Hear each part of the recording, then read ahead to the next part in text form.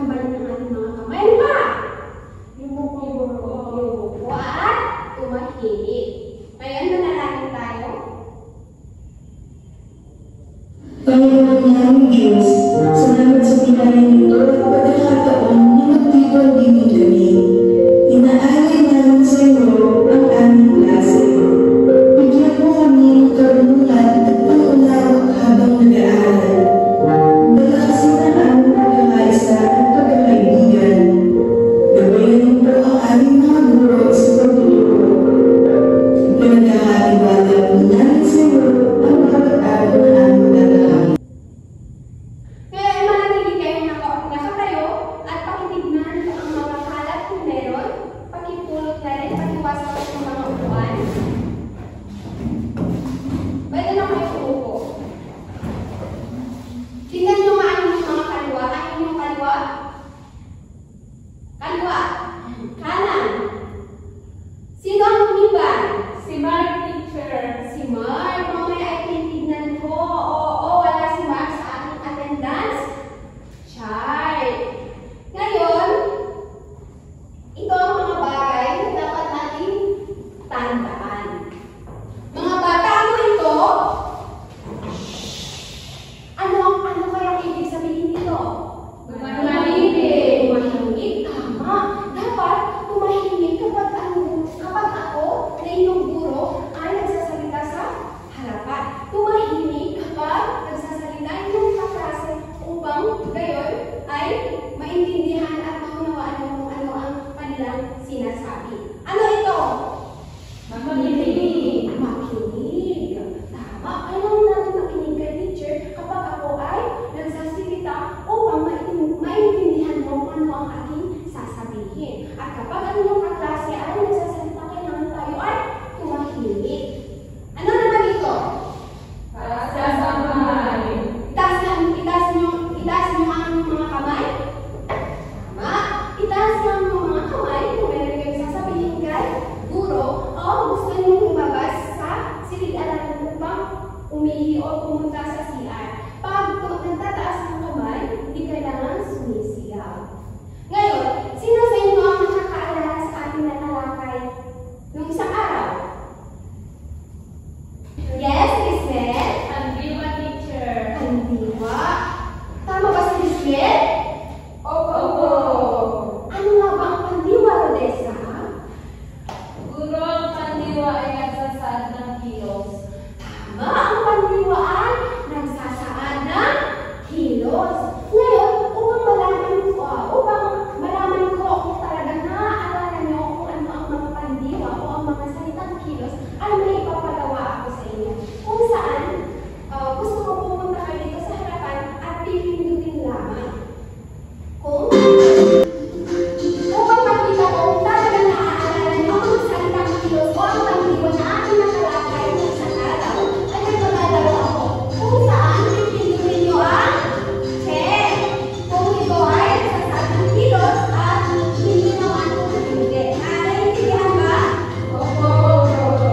Sino sa inyo ang gusto maunang pumunta sa harapan? Si Miss Mel, pero bago yan, pipili ka dito at sa mga apples na ito, may makikita kayong mga question na dapat yung sasagutin. O, isang salita na dapat sasagutin. Halika na, Miss Mel.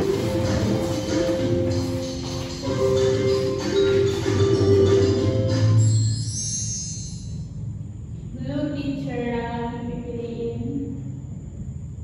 Ngayon, Miss Mel, ano ang iyong kasagutan? Pindutin lamang ang check at X. Pagkatapos ay pipindutin ang back.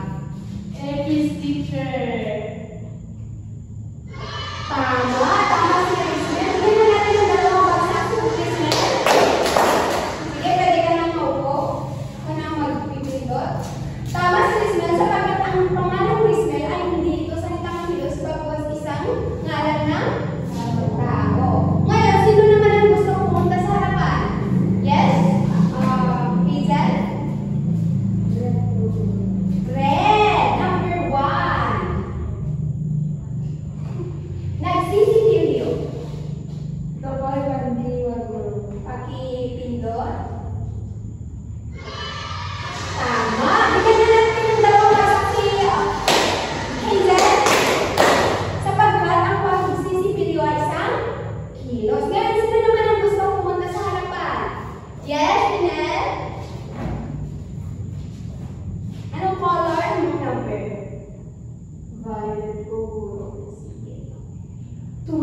Tambo. Pandiwa po, guro. Takip, pindot.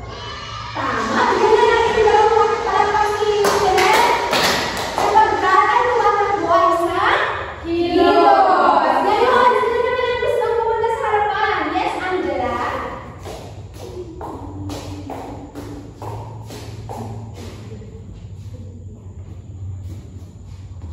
Lamesa, ano kaya ito ba? Isang kilos o hindi? Hindi po, guro. Pakipindot? Tama. Sapagkat ang lamesa ay isang Bagay. isang bagay. Ngayon, dahil nakita ko namang alam nyo kung ano ang kilos at hindi, ay ako ay nagagalak. Ngayon, nagagalak ako sapagkat kayo ay alam nyo kung ano ang pinipili nyo at alam nyo kung ito ba ay kilos o hindi. Ngayon, gusto ko kayong makinig kay teacher sapagkat meron akong kakantahin. At mamaya ay kakantahin natin yun nang sabay-sabay. Naiintindihan ba? Oo, guro. Makinig. Ang pangalan ay ngalan ng tao, bagay, hayop, lugar, at pangyayari. Madaling tandaan, makinig ng mabuti, masayang pag-aralan. Ang pangalan, tao, babae, o lalaki, bagay po at lapis, at lahat papel, hayop, aso, pusa, lugar, probinsya, o pangyayari, iyong kaalaman. Nakinig ba kayo? Yes, teacher. Ngayon, kantahin natin ito ng sabay-sabay. Ang pangalan ay ngalan ng tao, bagay, hayop, lugar, at pangyayari. Madaling tandaan, makinig ng mabuti, masayang pag-aralan. Ang pangalan, tao, babae, o lalaki, bagay, buwan, lapis, aklat, papel, hayop, aso, pusa, lugar, probinsya, o pangyayari, iyong kaarawan. Wow, magaling naman ng mga grade 2 student. Papakan na ating mga kapatid. Ngayon, ano ang inyong napansin sa liriko ng ating, sa ating kinanta? Liriko ng ating kanta. Yes, Chanel? May nakasulat po na tao, bagay, hayop, lugar, at pangyayari mo. Tama! Ano ba? Ano pa ang na-obserbahan niyo sa liriko na ating kinanta? Maliban sa tao, bagay, hayop, lugar, at pangyayari. Guro, Yes? ito yung tungkol sa mga pangalan, guro. Tama! Ito ay natungkol sa pangalan sapagkat ang pangalan ay ating tatalakayin sa araw na ito. Pero bago yan, ito ang ating gamitin. Pagkatapos ng talakayan na ito, kayong mga mag-aaral ay magagamit ang una ay magagamit ng wasto ang pangalan sa pagbibigay ng pangalan ng hayop, tao, bagay, pook, lugar, at pangyayari. Pangalawa, tutukoy ang pangalan tulad ng pangalan ng tao,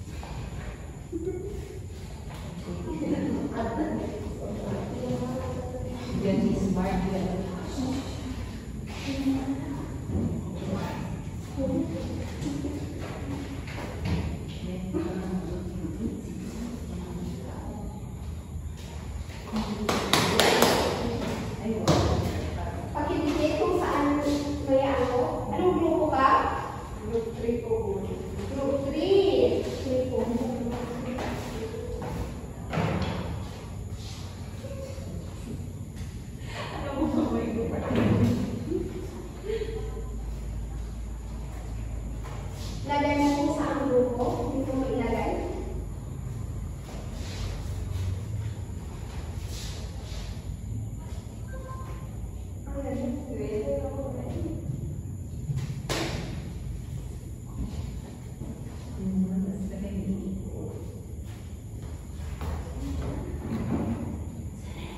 Ngayon, dahil may nakatapos, binigyan ko kayo ng minuto.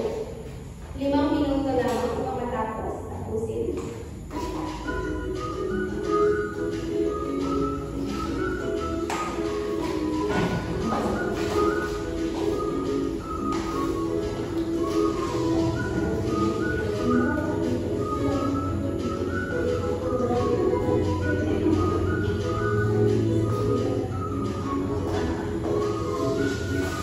Lagay mo ang isang grupo. Group 5.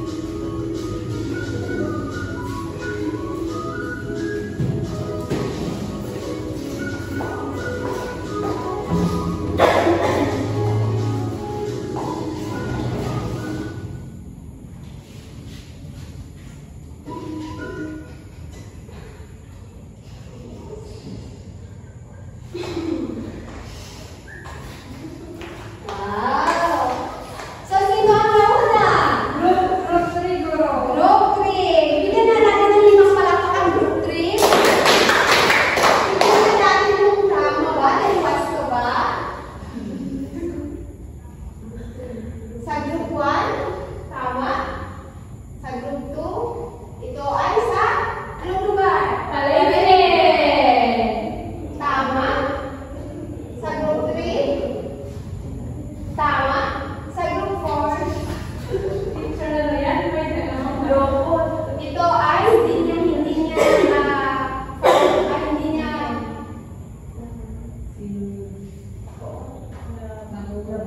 hindi niya nabuo ng wasto ang larawan. Ito ay isang Chinelas. at sa group 5, tama.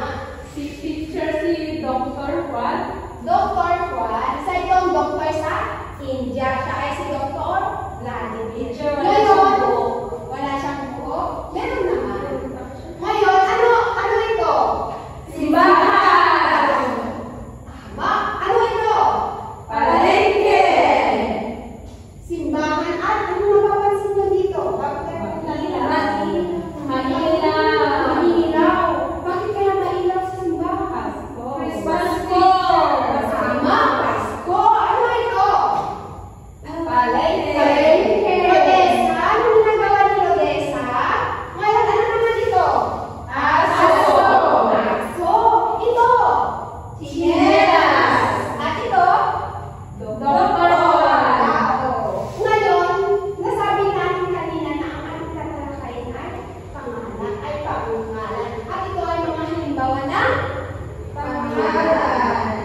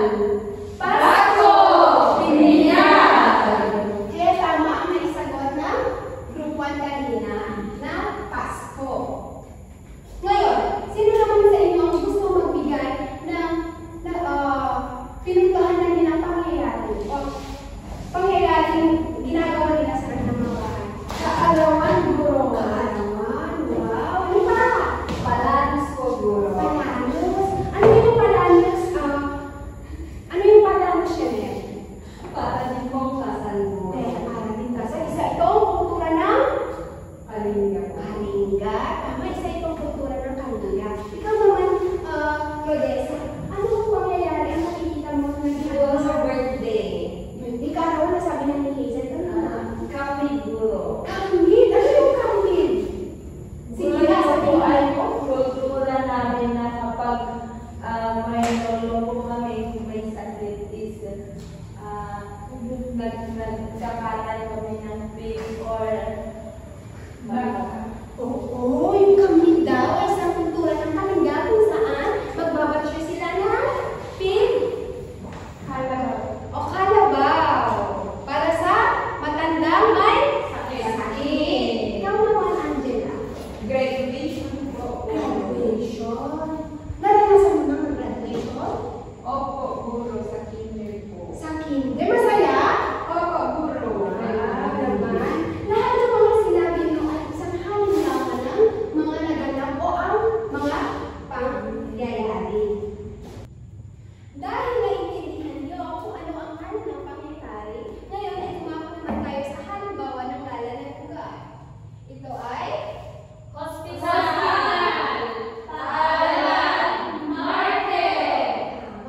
Lahat ng ito ay halimbawa ng ngalan ng lugar. Ngayon, magbigay nyo kayo ng ngalan ng lugar. Yes? Bea? Guro Talama. Talama? Nakapunta ka na ba sa Talama? Yes, guro. Anong ginawa niya sa Talama? Pumasyaw, guro. Wow! Nakapunta na si Bea sa Talama. Ngayon, sino naman ang gustong magbigay ng halimbawa? Yes? Chanel? Guro sa Thailand po. Thailand? Wow! Nakapunta ka na ba sa Thailand? Hindi po nakapalo. Ay, napapanood. Lahat naman tayo napanood na sa Thailand. Yan, sino naman ang gusto mong bigay? Ng isang lugar na napuntahan na nila. Yes, Kristen? Teacher Bukid. Bukid. Bakit ang ginawa mo sa Bukid?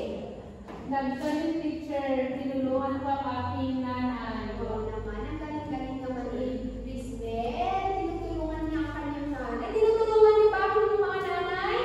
Oo, Nakakaroon naman ng mga grade.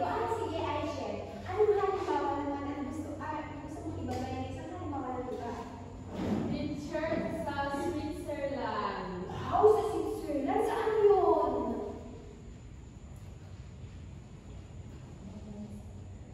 Teacher, ibang bansa po.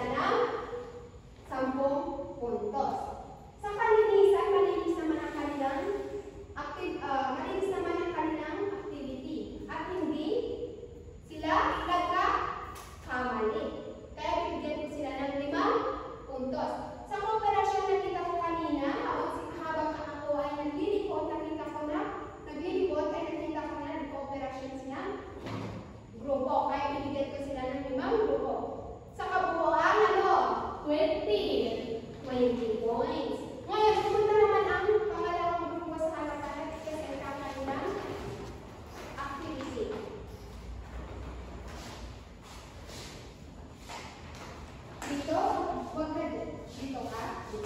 Para makita natin yung mga klase. Gulo, pantangi, gatas, mercury drug, paaralan, kapitbahay, pista. Pambalana, St. Luke Hospital, Walis Tambo, Araw ng Mga Puso, Downing 24 hours. Tama ba ang ginawa ng group to? Teacher, no. Bakit no is My teacher nagbaliktad ang kanilang sabot. Dapat sa kantangi, setlog, gano'n, at sa pambalana, gatas.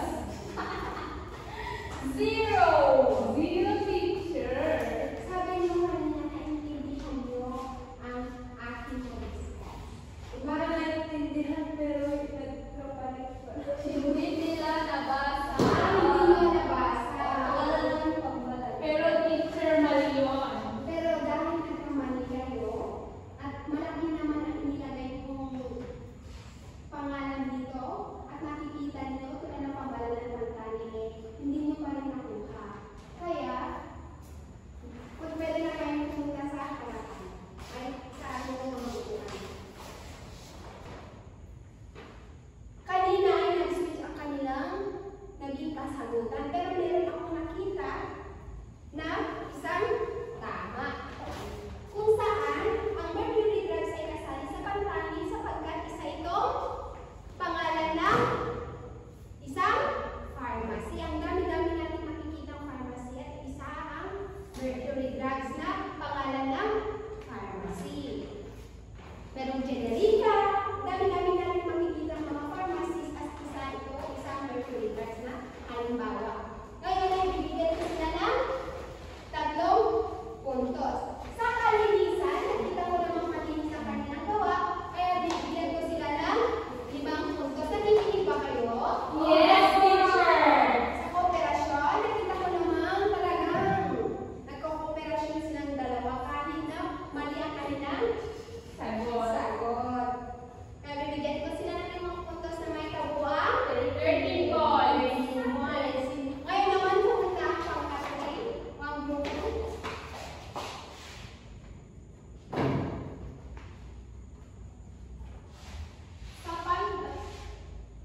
Sa pantangi is Isko Moreno at ang pambalana ay Mayor.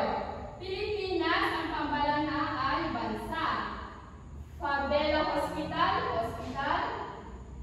Luneta Park, Parte, Mongol, Lapis, Goofy, Aso, Night, Sapatos, Araw ng Kalayaan is Pagdiriwang, ang probinsyano is Teleserye, and Teacher Ria is Guro. Tama bang kasagutan ng group 3? Yes, Tama. Nakita kong tama na ang naging kasagutan ng group 3. Group 3. Kaya binibigyan ko sila ng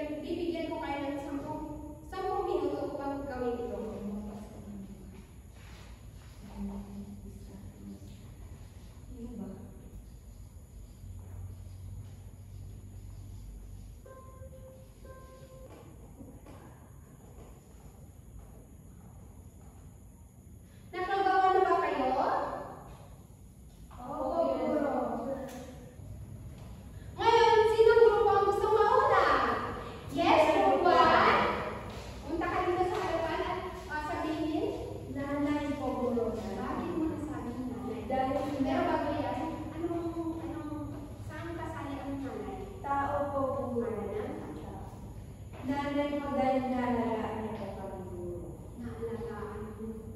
Inaalagaan daw sila. Bigyan na natin guro. Yun lang ba?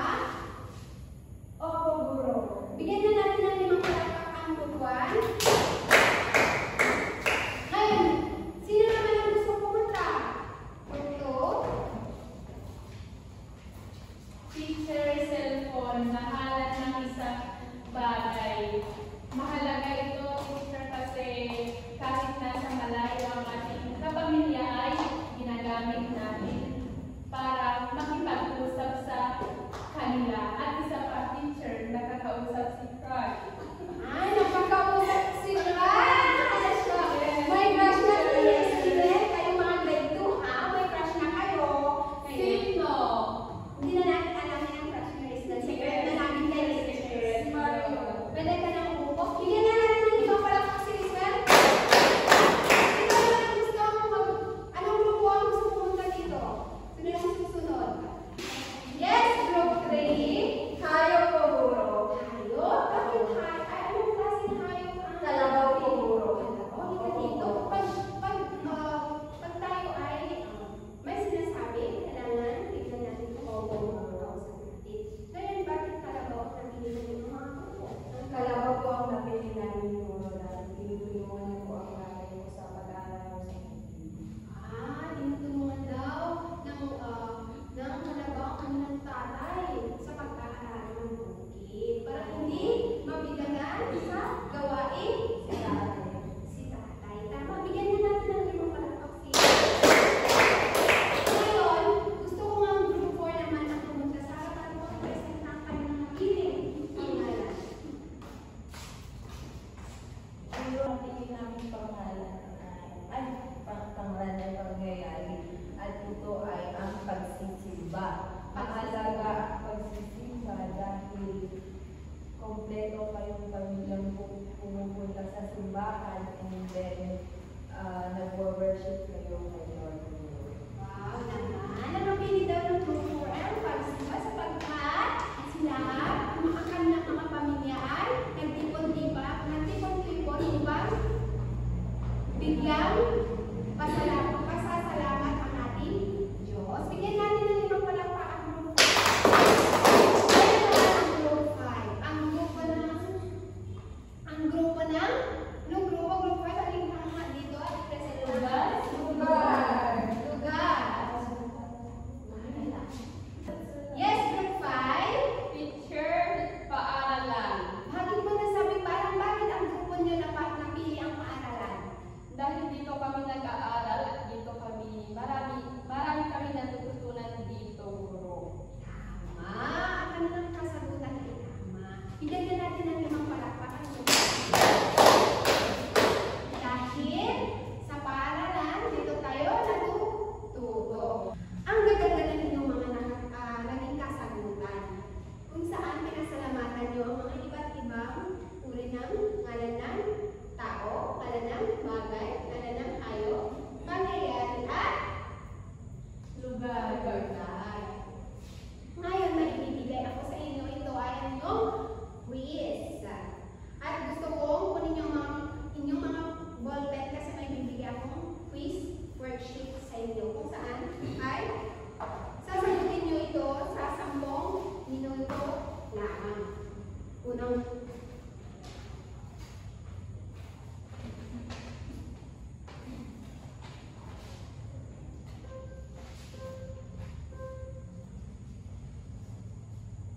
ito